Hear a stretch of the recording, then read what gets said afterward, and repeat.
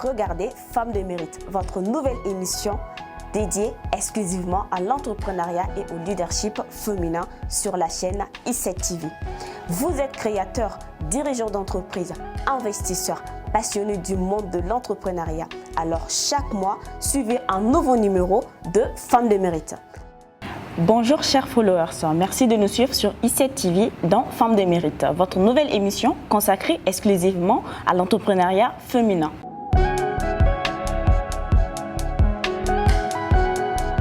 Je m'appelle Awa Djabi.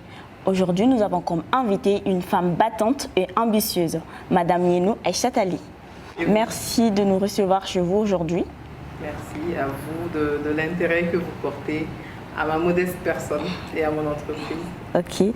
Vous êtes promotrice de la maison de couture Lia Mode et cofondatrice de la marketplace Univers du Made in Mali, une entreprise spécialisée entre autres dans une optique de valoriser du Made in Mali tant sur le plan national qu'international. Mais bien avant tout cela, vous êtes ingénieur commercial de formation. Alors vous avez quelque chose à ajouter sur cette petite présentation? Je suis entrepreneur, je suis malienne, mariée, maman de 2 petites filles. Et j'ai aussi une casquette politique. Mais bon, je pense que on ne va pas développer ça. On est dans le cadre de l'entrepreneuriat. Donc la définition que vous donnez, elle est parfaite. Alors Madame Yenou, pouvez-vous un peu nous parler de Lia Mode? Lia Mode, c'est une maison de couture.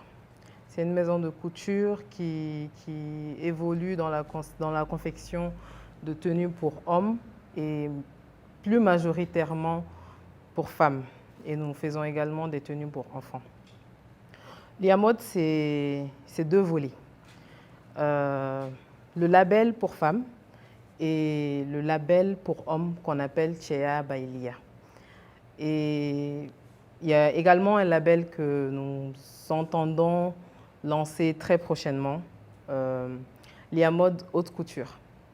C'est-à-dire qu'il y a une boutique que nous allons bientôt inaugurer et qui sera essentiellement dédiée à la confection de tenues de haute couture. Voilà.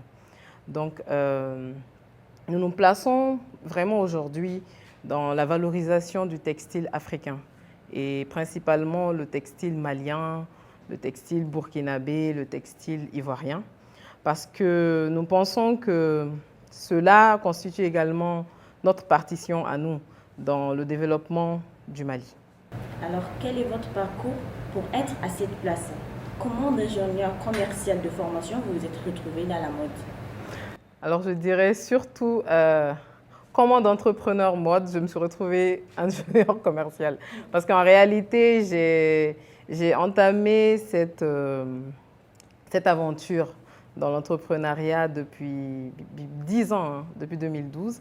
Et je n'étais pas encore ingénieur commercial. Donc, ingénieur commercial, c'est une formation que j'ai faite à Sup Management.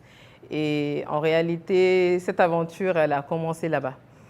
Je faisais des dessins, pour la petite histoire. Je m'amusais à faire des dessins après un contrat que j'avais au sein de l'entreprise Hyundai au Mali. Donc, je vendais des voitures avant d'atterrir dans ce monde-là. Voilà. Donc, je faisais des dessins. Et c'est comme ça qu'en faisant des dessins, je confectionnais des tenues pour ma petite sœur qui était étudiante là-bas à Sup Management. Et donc, les gens aimaient vraiment ce qu'elle portait. On faisait un peu des styles tradis modernes avec le pagne. Donc, les gens aimaient tellement que à la fin, je me suis dit, mais si les gens aiment ce que ma sœur porte, c'est que je peux leur proposer également des choses. Donc, je faisais des dessins pour ses copines et tout. Et un peu, petit à petit, je me suis retrouvée à carrément faire un business. Parce que vu que ça intéressait les gens, je me suis dit, mais pourquoi ne pas en faire un business? Voilà, c'est comme ça que ça a commencé. Okay. Alors, comment l'idée vous est venue de créer votre propre entreprise? Mon entreprise, elle est formelle depuis 2016. Mais l'activité, nous l'avons commencée depuis bien avant, 2012.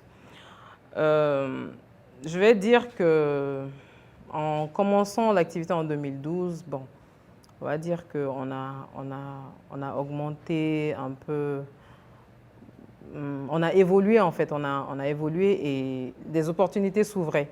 Donc, plus des opportunités s'ouvraient, plus je me disais que d'une certaine façon, il faut voir plus loin. Et quand on veut voir plus loin, il faut carrément formaliser, créer une entreprise et créer de l'emploi. Créer une entreprise, c'est aussi créer de l'emploi, c'est donc jouer vraiment une partition dans la fondation de notre pays. Il y a ce côté-là aussi qui est là.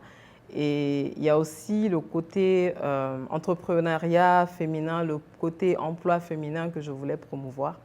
Et voilà pourquoi j'ai carrément fait l'entreprise. Et on compte aller plus loin d'ailleurs.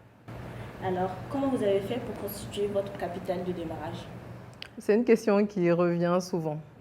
Et souvent, je donne des conseils à mes jeunes frères, mes jeunes sœurs qui veulent se lancer dans l'entrepreneuriat.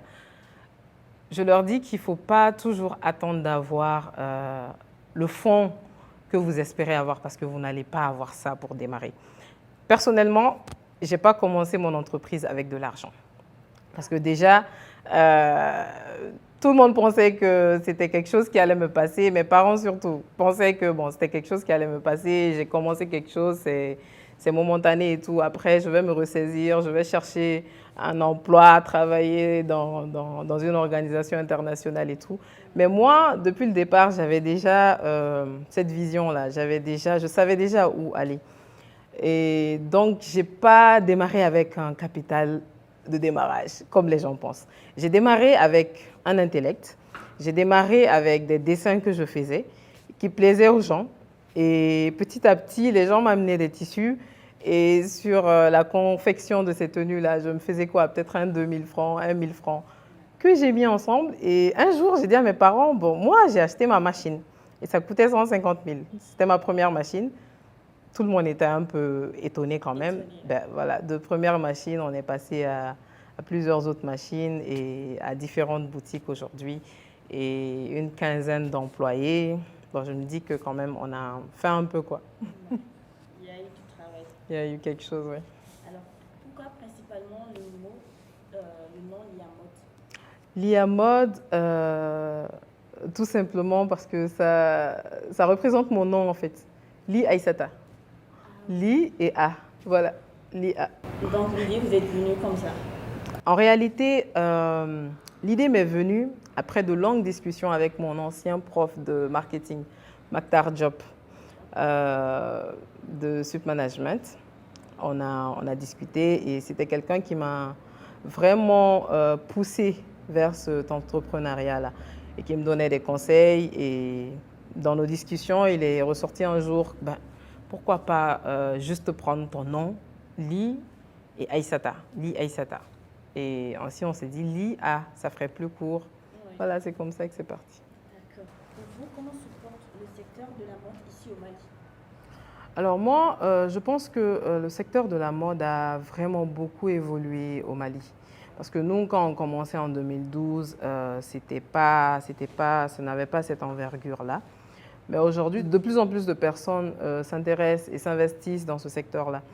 Je pense que c'est une bonne chose parce que c'est un secteur quand même qui est porteur. C'est un secteur très porteur de l'économie. Et c'est sûr que ça a encore du chemin à faire. Mais déjà, je pense que c'est bien. C'est bien que l'évolution que ça prend. Pour vous, quels sont les défis à relever aujourd'hui dans ce domaine-là? Il y a différents défis. Mais pour moi, le défi majoritaire, c'est la question de la ressource humaine.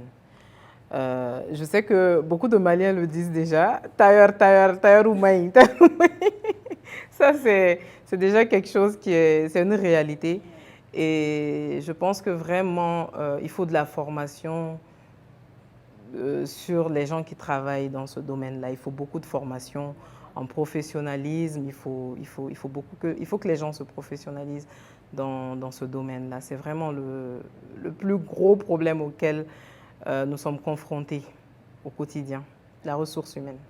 Alors, est-ce qu'on peut dire que la mode fait vivre son homme? Alors oui, oui. Vraiment, Je dis oui en connaissance de cause et je le dis souvent à beaucoup de gens. Vous voulez travailler dans des bureaux, vous voulez être fonctionnaire de l'État pour vous faire un salaire de quoi? 200 000, 300 000. Mais les tailleurs, ce que les tailleurs se font par mois, souvent c'est plus que ce que l'on gagne dans les bureaux. Ah oui, ça c'est une réalité. Il faut être dans le domaine pour le savoir. Franchement, c'est un métier qui fait vivre son âme. Peut-être moi aussi, je vais changer de métier. Tu es la bienvenue. Alors, pour vous, est-ce que le fait d'être une femme est un atout ou un inconvénient dans ce domaine? Que ce soit dans ce domaine ou n'importe quel domaine, pour moi, être une femme, c'est un atout. Il y a une citation de l'ancienne ministre française de la Culture, Françoise Giroud, qui le dit. La femme sera vraiment l'égale de l'homme le jour où, à un poste de responsabilité, à un poste important, vous trouverez une femme incompétente. Une manière de dire en fait que les femmes, quand elles font quelque chose, elles le font vraiment bien.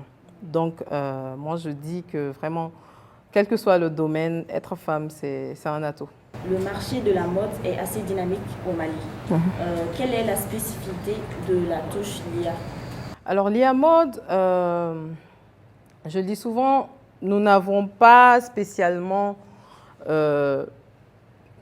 un seul domaine dans lequel on évolue, du fait même que nous avons différents labels. Mais aujourd'hui, nous faisons vraiment un ciblage. Nous faisons de plus en plus de tenues pour mettre en valeur la femme africaine, la femme malienne émancipée, la femme malienne qui travaille, la femme malienne indépendante, la femme malienne qui a son côté assurance. Donc aujourd'hui, vraiment, c'est cette touche qui nous démarque. Et nous travaillons beaucoup avec le pain tissé, le bogolan, les tissus en coton qu'on fait imprimer artisanalement.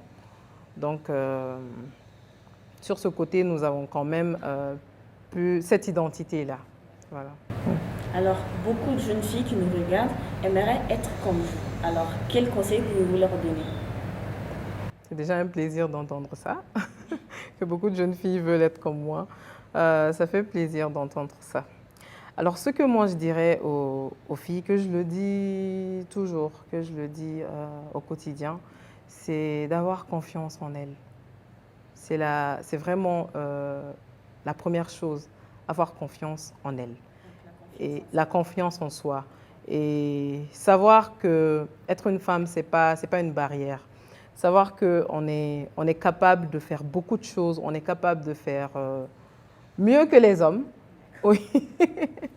Donc, avoir confiance en elle et surtout savoir persévérer, avoir vraiment cette attitude de persévérance et également ne pas aimer la facilité parce que rien n'est facile. Voilà. D'accord. Alors, beaucoup de personnes se demandent quelle peut être la routine pour une femme d'allier vie de couple et vie professionnelle. Quel est votre secret? Est-ce qu'il y a vraiment un secret à cela? C'est pas facile. C'est pas facile être marié, avoir des enfants, avoir une entreprise à gérer. Une entreprise déjà seulement, ça peut te rendre folle. Donc avoir des enfants en plus, c'est vraiment du gros boulot. Et avoir également un foyer aussi qu'on doit entretenir, c'est pas évident. Mais il y a toujours un côté que je mets en avant, c'est le fait que avoir de la passion pour ce qu'on fait, c'est extrêmement important. Quand tu as de la passion pour ce que tu fais, tu trouveras toujours du temps à aménager pour que cette chose évolue. Et aussi, je le dis aux femmes, il faut savoir vous imposer. Il faut savoir qui vous êtes, ce que vous voulez. Et depuis le départ de votre mariage, faire comprendre cela à votre partenaire. Et bien sûr, c'est aussi très important d'avoir un partenaire qui vous comprend. Qui vous comprend et qui n'exerce pas une certaine pression sur vous. C'est très important. Et je dirais merci pour cela à mon mari. D'accord. Donc, dans ce sens-là, il y a plus de communication. Il y a de la communication, il y a de la compréhension et aussi il y a le fait que je m'impose, je fais ce que... C'est mon entreprise, voilà, c'est quelque chose que je veux vraiment voir évoluer et vraiment c'est quelque chose pour laquelle je me sacrifie beaucoup et voilà, c'est important de le faire comprendre. Alors nous arrivons au terme de cette émission. Quel est votre mot de fin?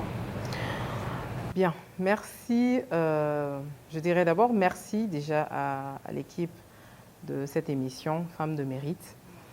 Ça me fait énormément plaisir et aussi je me sens très honorée de passer sur votre plateau.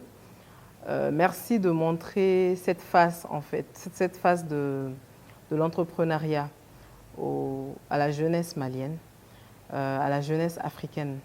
Parce que je demeure convaincue que quand on veut quelque chose, on le peut. Et quand on s'investit vraiment à fond dans ce qu'on fait, on peut vraiment atteindre ses objectifs.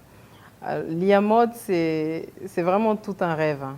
C'est quelque chose, je dirais qu'on est à 25% de notre potentiel. Et le reste, 75%, on y travaille énormément. Et on ira jusqu'à l'industrialisation de cette marque, pourquoi pas un jour avec les autorités compétentes, permettre aux marques internationales de confectionner leurs habits au Mali. Ça fait partie de nos objectifs, par la création d'une industrie de mode, carrément, parce que les marques le font, ils vont faire confectionner leurs tenues dans des pays comme la Chine, dans les pays où la main-d'œuvre est vraiment opportune. Donc pourquoi pas un jour pour le Mali. Merci à vous. Merci énormément. Merci à vous aussi de nous avoir reçus ici et aussi principalement pour répondre à nos différentes questions, partager votre expérience avec tous nos chers followers ici. Alors c'est ici que prend fin cette émission de Femmes de mérite. Alors je tiens à vous préciser quelque chose, l'habit que je porte vient de l'IAMOD. Je vous invite tous à venir faire un tour ici. C'était tout pour cette émission. Merci de nous avoir suivis et d'ici là, prenez soin de vous. N'oubliez pas de vous abonner et de liker aussi, de partager. Alors, on se dit à la prochaine. Bye bye.